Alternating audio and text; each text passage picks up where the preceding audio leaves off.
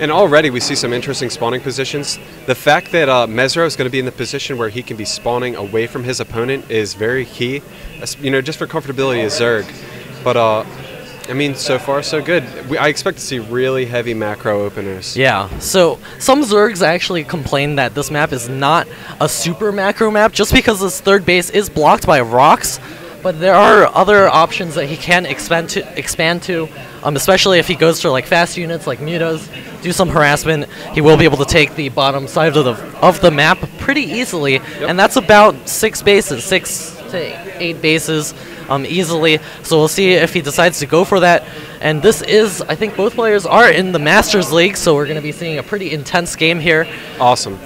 And, lots of times your opener will depend on your race. If this is a Protoss, like you said, going for that third expansion can be kind of deadly. So a Zerg would be more favored to do some drop play, perhaps a Nidus, anything to kill him before he gets up to 3 bases. But Terran will be a little different. Especially as we see our spectators mentioning the fact that his Overlord is going out in the right position right off the bat. So he'll get some scouting intel. And but like I said, it would be so unusual to see Cyrain not expand off of his barracks play. Yeah, definitely. It looks like he's left some space to be able to throw down a tech lab or something like that. Mezro is actually diamond? Well, we'll find out as this game goes on. And we also have a hatchery coming up for Mezro, going to be going for that macro play as you were talking about earlier. It's going to be a hatch first. He's also getting additional drones behind it. So yeah, and while these players do open up, I also want to mention the barcraft that will be coming up for the Baltimore area. You can search it up on Reddit under barcraft. It's going to be at the Pratt Street Ale House. It will be on October 16th all day for MLG Sunday. So you could go ahead and check that out. And we have the Orbital Command finishing up for Cyrain. Yeah, his positioning for that supply depot, I'm not sure if that's walled off. I think there's a tiny little gap over there or on this side, but it sometimes quite funkily it is walled off. I'm going to zoom in there. Yeah, it can definitely be awkward. I don't know. We'll see later in the game. I mean, you never know if Zerglings get in there. We see that with in the professional level. In Control is notorious. It's not walled for off. Missing his wall offs. The Marine just walked through. Yeah. And there's not enough room for a tech lab, so he's going to have to lift that in order to throw down whatever add-on he wants to get. And it looks like he will be going for that factory. He needs to throw down that reactor soon to be able to get that up and running. Over here, our Zerg player is getting his first queen out, also mining the gas to be able to get that Zergling speed. Yeah, I would be suspecting a Hellion opener for sure. Just because of how big this expansion is, it's very difficult to wall off a Zerg. But we do see the Spine Crawler going down, very good preemptively.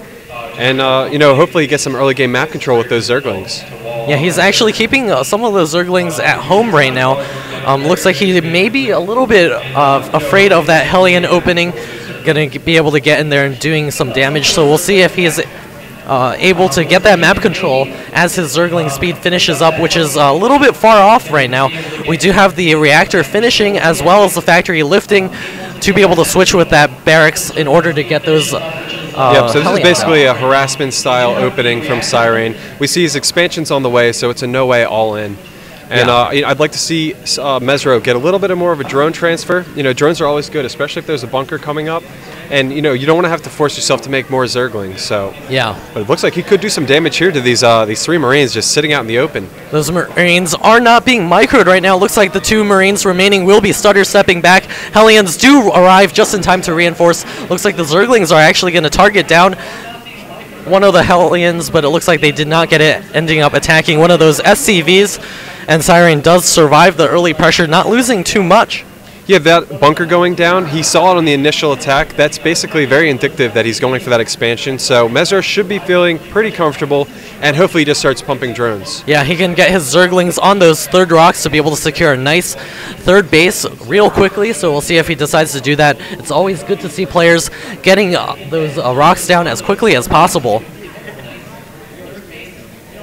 So far, basically just working on his expansion. We do see 4 Hellions on the map, probably going to move in, do some damage. Like we mentioned in a previous game, going past that Spine Crawler is always a good idea. There's no reason to sit there and fight. Yeah, there's also a Evo chamber going to be closing this entrance off just a little bit. So we'll see if he decides to throw down additional buildings here to narrow the gap to prevent those Hellions from being able to sneak by. We have a Siege Tech on the way for Cyrain, as well as another barracks sort of outside of his base.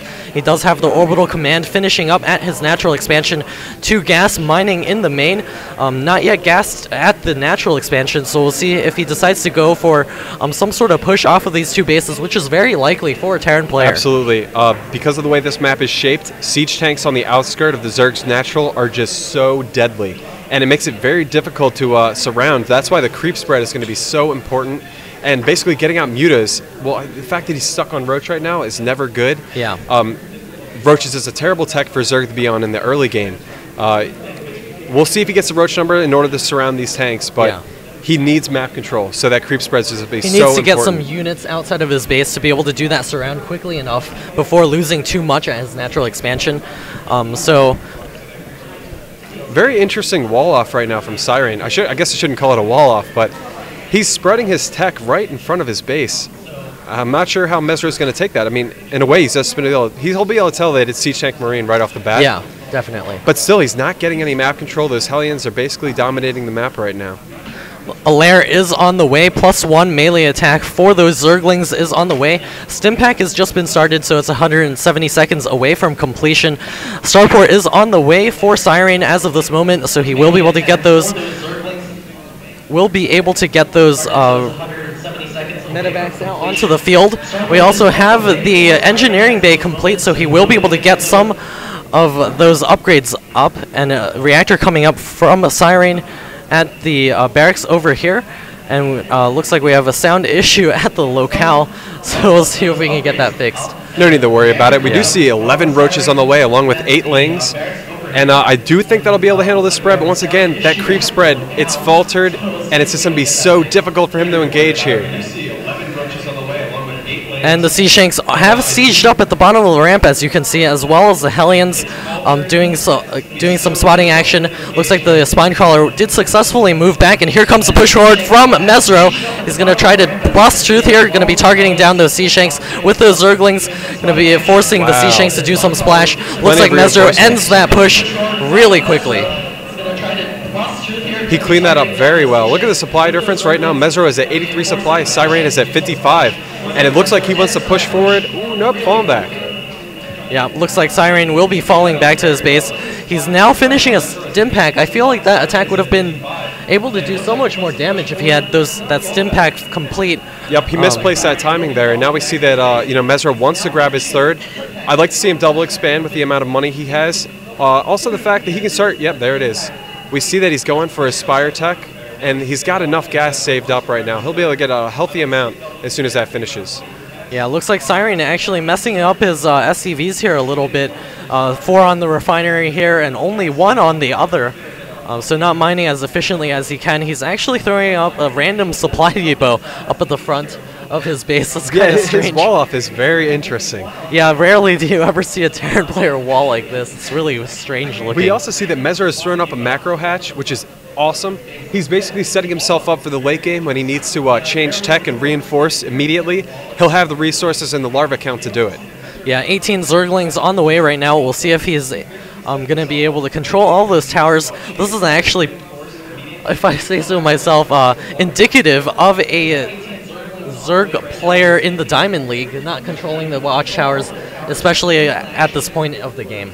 You're absolutely right. That's a very big mistake, especially because he won't know when he needs to reinforce or prepare banelings, anything. Well, speaking of, 18 banelings on the way, and I believe that Overlord did spot that Marine count. Yeah, so he's pushing out right now. So we'll see if this should be a very deadly engagement for Mezro if he does it properly. Yeah.